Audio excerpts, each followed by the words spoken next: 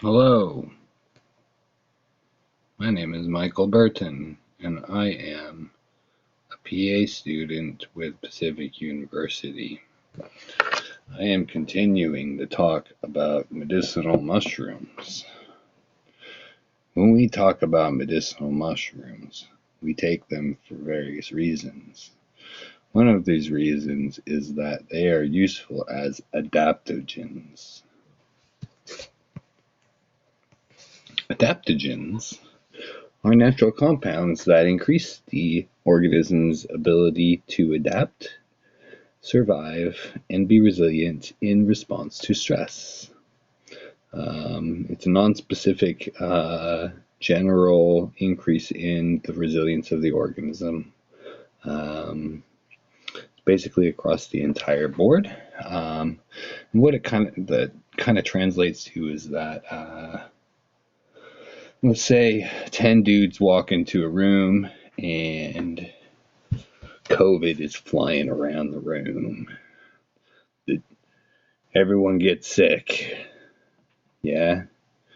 One dude who doesn't eat very well, that person, well, they get sicker because they don't take things that act as adaptogens and boost their system. The dude who takes all the adaptogens, he only gets sick for like a day and he didn't feel that bad. That's kind of the idea of adaptogens there, is that when you get stressed out, when different things affect your body that would make you unwell mentally, physically, emotionally, that your body doesn't react as poorly. That's the idea of adaptogens. There are other reasons to take the mushrooms. One, they boost the immune system. Two, they stimulate other cells of the body. We'll talk about the nerves with them being neuroprotective, but they also stimulate various immune cells in the bone marrow. Yeah, so sometimes some different ones will stimulate natural killer cells, different ones will stimulate T cells, etc., etc., lymphocytes, blah, blah, blah, blah, blah. All the different immune cells that you can stimulate. Yeah, the mushrooms will stimulate them. Mushrooms are kind of slimy, gross, squishy things in general when they're fruiting, and they need to be able to grow in a moist and warm and contaminated environment. So evolutionally, they developed a lot of antimicrobial protective mechanisms. A lot of them protect themselves against viruses, against other fungi, against bacteria, and against parasites. So we can use them for those same purposes. David will talk about lion's mane, specifically about them being neuroprotective. There's some studies going on where they're testing the nerve regeneration in various organisms while under different extracts of the lion's mane, and it will increase the nerve growth for those organisms. Because it affects neurons, it's also good for mood stability, insomnia, anxiety, and depression. Some people use it for ADD and focus, memory, etc., etc., creativity. Some other mushrooms are also protective of other organs. David will talk about shiitake and and maitake as being particularly beneficial for the heart. Also, reishi is very beneficial for the heart. Lots of them are very beneficial for the liver, but reishi is also very beneficial for the liver. There are some mushrooms that are beneficial for the kidneys, particularly the cordyceps, and then there's a lot of them that kind of stabilize your endocrine system. That's kind of more along the lines of the adaptogens, kind of making your body react appropriately to stresses and not over or underproduce some sort of hormone in response to a stress or whatnot. So, moving on. The mechanisms by which the mushrooms do these things are various cell wall membranes and then kind of just intracellular compounds that are in them or in the cell wall. One thing that we talk about a lot are polysaccharides and beta-glucans in the mushroom cell wall and cell membrane. They provide a lot of immune support. A lot of them are used in cancer treatment. We'll talk a little bit more about that. And then again, as various antimicrobial agents, they stimulate bone marrows and immune cells. So then we have antioxidant potential of the mushrooms. Yeah, so we got the terpenes. They're six-membered rings. There are lots of different terpenes. There's monoterpenes up to triterpenes, and they change in water solubility. Different compounds from these are kind of the more studied compounds in certain species. So ganideric acid for the reishi, and we have the erythines and the hericinones for the lion's manes. That's what we've been talking about for that nerve growth factor.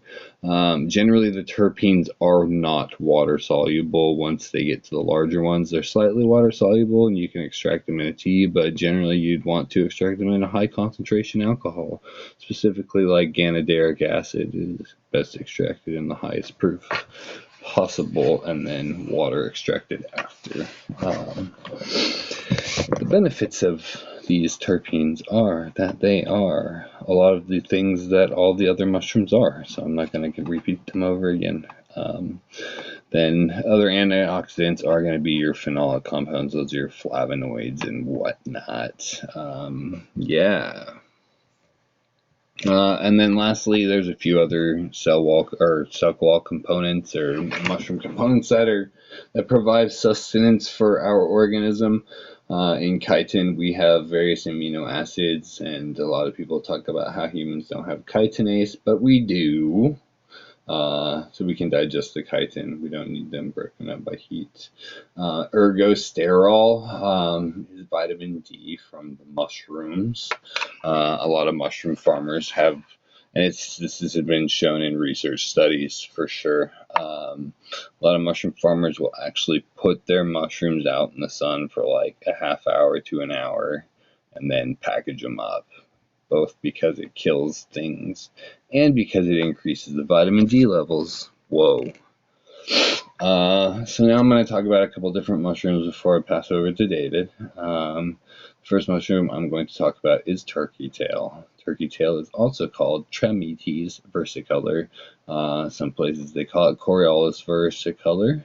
Tram means thin, etes means one who is, and versicolor means of several colors. So this is one who is thin and of several colors. This is a picture from a log at my house. I make tea out of those, and it is yummy. There are benefits to these. They help the immune system. They are very strong antiviral and antibacterial. In fact, turkey tail was shown to have one of the highest antiviral activities versus COVID. They're used in cancer prevention and cancer treatment, and they can also affect your lipid levels. Important things about turkey tail are that they have been used by the Japanese since 1977. Whoa. Now they're up. It was introduced in 1977, and by 1987, it was used. As far as cancer treatment goes, it took up 25.2% of the market share. That's how useful and used it was in Japan. And like I said, this is one of the adaptogens. And like I said, what it does is it doesn't save you. It doesn't cure cancer. But what it does is when you get stressed out, your body doesn't suffer as much. So if you do have cancer, you have to go to chemotherapy. You take a bunch of poisons to kill your cancer. Your normal happy cells don't get poisoned as much as your unhappy cancer cells, hopefully. And that's the idea behind turkey tail. So the Chinese saw that the Japanese were doing something good, so they copied it and made PSP several years later. So we have PSK and PSP. And I was going to highlight specific research on this, but there's just too much research on turkey tail. There are significantly improved 5 to 10 year cancer survival rates, particularly with colorectal, stomach, esophageal, and breast cancers. And these benefits are not just resolution of cancer, they're improved quality of life, i.e. reduced symptoms during chemotherapy. They're improved immune status for people who have a weak system, talking about HIV patients and elderly patients and other immunocompromised patients. Yeah, and they prevent the toxic effects of the chemotherapy and the radiotherapy. That is turkey tail. Now I will talk about reishi, and Raleigh's talked a bit about reishi too, so I'm not going to go as much in depth with it, but other than to talk about its medicinal benefits, this one is on a tree on my log. It's actually on the same tree as those turkey tails. I am taking that current mushroom in tincture right now.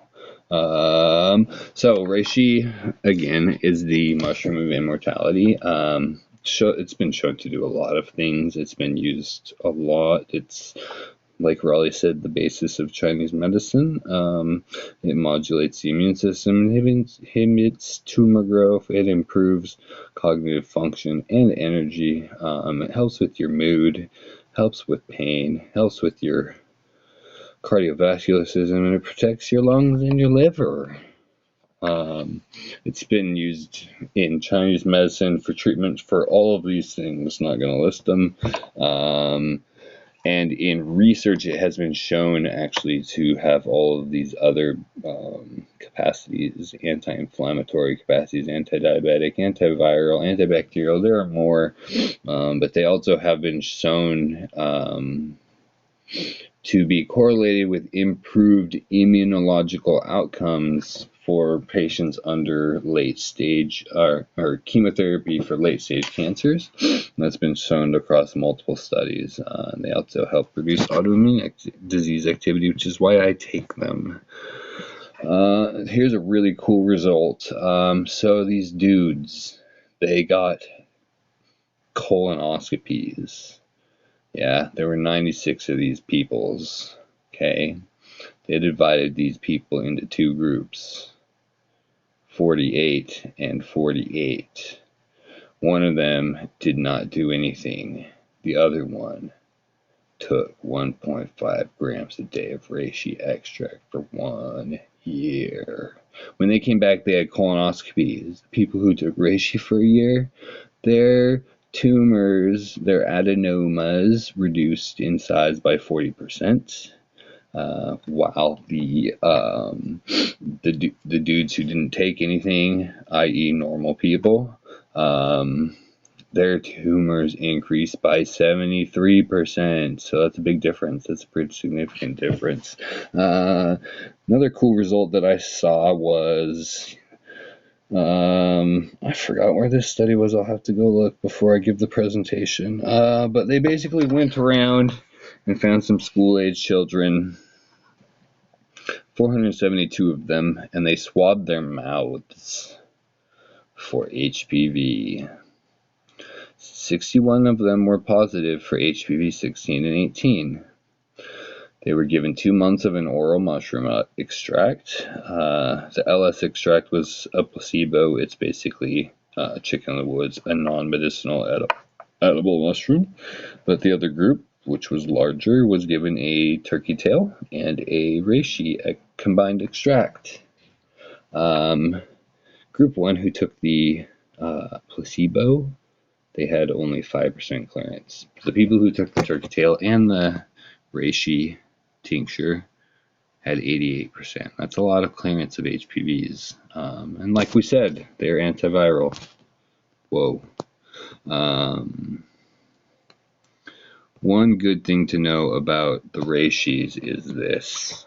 There have been 2 deaths reported in the last maybe 10 years of fatal fulminant hepatitis. And both of these people, they were separate cases. Both of them had swapped from normally reishi is taken boiled or extracted in alcohol or boiled in water as a tea. But some fancy people around the world have tried to reinvent the wheel, and they have instead taken these boiled slices, ground them into a powder, and put them in capsules for people to just swallow. Look what they're doing. They're killing people. So, yeah. I grew that one there on the left. And this is actually the Chinese supplement Ganopoly. Yeah, this is sold in China as their brand reishi, but they also sell it in traditional forms as well. It's probably how it's taken mostly, but this is basically the same thing. And it's also like $150 for that box of 60 tablets. Whoa. Let's talk about some chagas. So chagas are Inonotus obliquus. It is a fibrous and ear-like slanted object hanging off the side of a tree. I should put some pictures in here so that I can be like, that looks like an ear, doesn't it? Nah. I'll probably do that for the final presentation. Major component is betulinic acid. It has a lot of benefits, proven benefits. Shazam. Antimicrobial, anti-cancer, relaxation, stress relief, immune support, antioxidants. It's one thing you can say is that it may be high in oxalate, so if you got some kidney stones, you might think about that, or eat more calcium. Yo. Yeah, so here's some clinical studies in regards to chagas. Chaga had some 50 patient psoriasis study. Can't remember what they did in that study. I'll have to review that again before the presentation. 38 people resolved, 8 considerably improved, and 4 people did not resolve. And then there was also a study with peptic ulcers. 58 patients who had current peptic ulcers were taking B-fungin, that's Russian states. Chaga extract, super potent. But they were taking that, and it caused their pain to go away. And then once they stopped taking it, it came back. And those are the only real clinical studies that have been done a lot for chaga. A lot of them are more like kind of in vitro studies in tubes, so we can't really say anything too certain. But they do have a lot of these benefits here. Immune supports, blah blah blah, anti-cancer, but not like other mushrooms. One thing they have shown is that they've taken extracts of mushrooms to work with HIV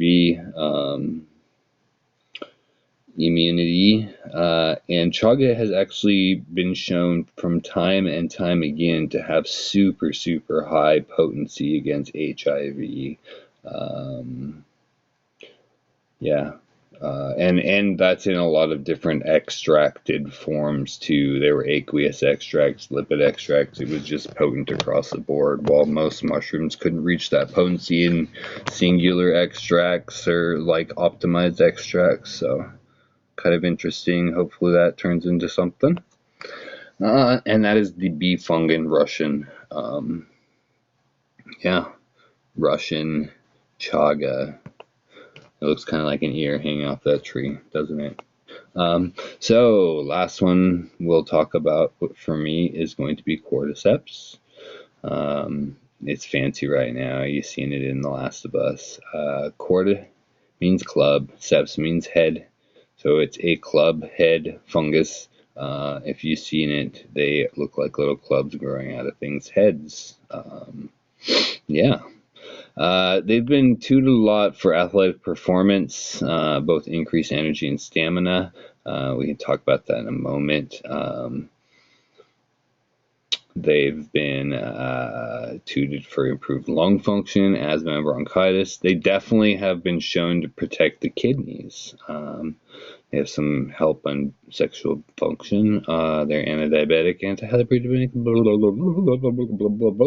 all the antis. Yeah. They can do all the things. Yeah. So cordyceps is a pretty big one. Gaining a lot of popularity now.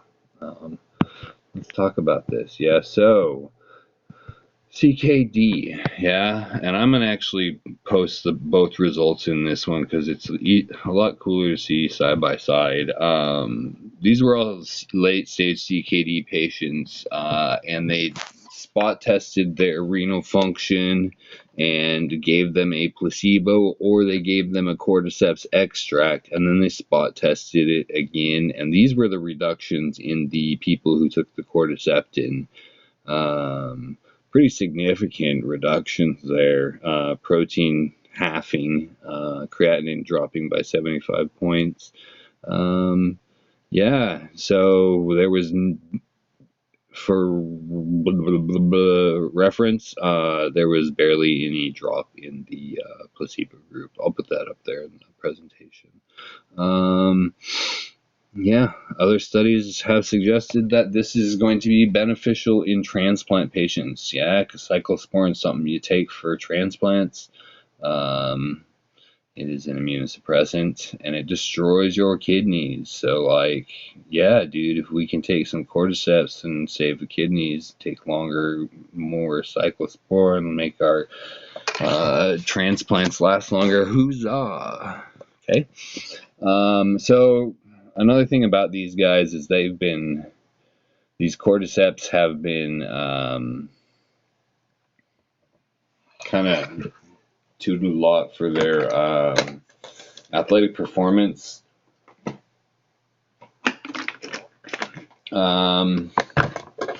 Yeah, who knows?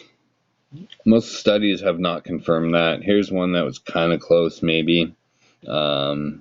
They took a bunch of lazy young adults, made them train identically. Half of them took cordyceps, half of them did not. The ones on cordyceps did actually lose more weight. They gained more fat. They gained more muscle. They lost more fat. Yeah, but they didn't affect their glycemic markers, lipids, or oxidative stress. Yeah, most studies haven't shown much. Some have shown like some lung function increase, but kind of meh. And the last one that we'll talk about is Amanita muscaria. This is the Mario mushroom. And these are actually not the Mario mushrooms. These are not muscarias. These are Pantheroides. They are like muscaria, but more potent, with the same things that you would take muscaria for. They're used for pain relief, skin problems, mental health, depression, insomnia, as a neuroprotective and as an antioxidant. And what I've seen them most applauded for is their effect on alcohol abuse. They are GABA agonists. There is now a company with a proprietary extract called Psyched Wellness. And they are now selling a Amanita extract that has FDA generally recognized as safe approval. And they're claiming that it activates the microglia to protect the brain. Yeah, if you guys remember, the microglia are the macrophages of the brain, and they scavenge all the garbage. So, yeah, I guess that would work, wouldn't it? Maybe. Huh. Or they're going to get, I don't know, who knows? Yeah. Positively modulates brain health. Yes. Cool. Some references. Let's see how long I did.